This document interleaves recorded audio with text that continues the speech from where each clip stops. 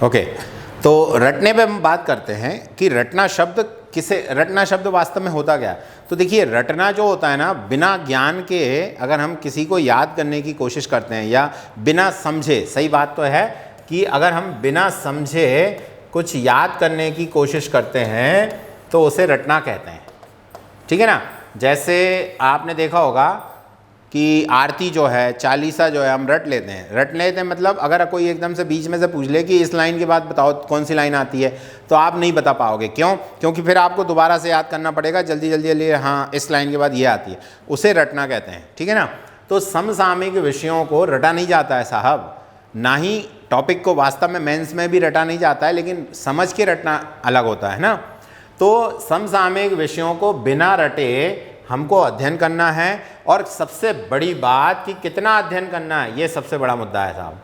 कि अगर आपको ये नहीं पता होगा कि कितना अध्ययन करना है तो आप जो है सब कुछ पढ़ने लग जाओगे। क्यों? इंटरव्यू में क्या पूछा जाता है, कितना पूछा जाता है, इस पे जब तक आपका दिमाग नहीं लगेगा तब तक आप जो है सब कुछ पढ़ने पे लगे रहोगे। और मैं आपको फिर से याद दिला दूं कि सभी के चक्कर में कभी मत पढ़िए, क्योंकि अगर सभी के चक्कर में आप पढ़ने लग जाएंगे तो ये जो सभी है ये कभी पूरा हो ही नहीं पाएगा। इसलिए रटना नहीं है हमें। क्यों नहीं रटना है? क्योंकि अगर आप रटेंगे तो भूल जाएंगे, क्रम से आपको याद करने में दिक्कत आएगी। तो हमें हमारे विषयों को, जो समसामयिक विषय हैं, उनका अध्ययन कितना करना है, कैसे करना है, साथ ही साथ अगर आप जो है इंटरव्यू में उनका उपयोग करना चाहते हैं तो इंटरव्यू के साथ उनको जोड़ना कैसे है, हमें ये सब सीखने की ज़रूरत पड़ने वाली है।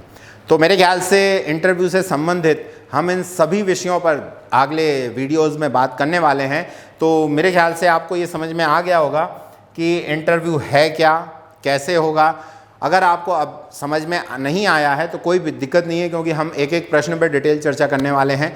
और आपके मन में अगर कोई विशेष प्रश्न है और अगर आप लगता है आपको कि इससे संबंधित ये बात भी इसमें शामिल होनी चाहिए थी, तो बिल्कुल हम उस बात को शामिल करेंगे। आप कमेंट करके ज़रूर बताइएगा।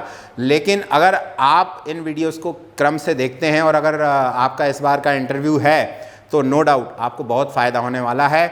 और अगर आप चाहते हैं कि आप कोई व्यक्तिगत परेशानी है आपके साथ में, या कोई आपका व्यक्तिगत प्रश्न है, या आप जिसे ऑनलाइन शेयर नहीं कर सकते हैं, तो आप हमारे पास आकर सीधे तौर पर हमसे बात कर सकते हैं। हम आपकी पर्सनल अगर कोई दिक्कत है इस तरह की जो इंटरव्यू में प्रॉब्लम दे रही है, या आपके जीवन से संबंधित ऐसी कोई बात जिसके कारण से आपका इंटरव्यू प्रभावित हो सकता है, या आप में कोई हिचक है, या आप में कोई डर है, तो आप उसके लिए हमारे पास में आ सकते हैं। हम आपकी काउंसलिंग करके हम आपका वह डर निकाल सकते हैं, आपको पॉजिटिव कर सकते हैं।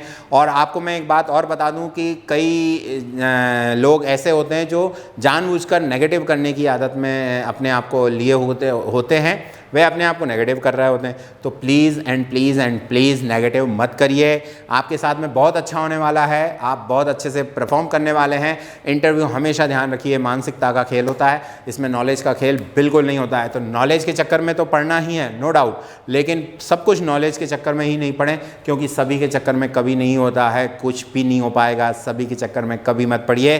तो सभी को कंप्लीट करने के लिए हमारे पास में बहुत समय रहेगा। लेकिन अगर आपको कुछ अभी पूछना है या अभी बात करनी है तो आप अभी आइए, आज ही आइए, या संपर्क करिए किसी भी रूप में, ताकि आपके प्रश्नों का उत्तर मिल सके।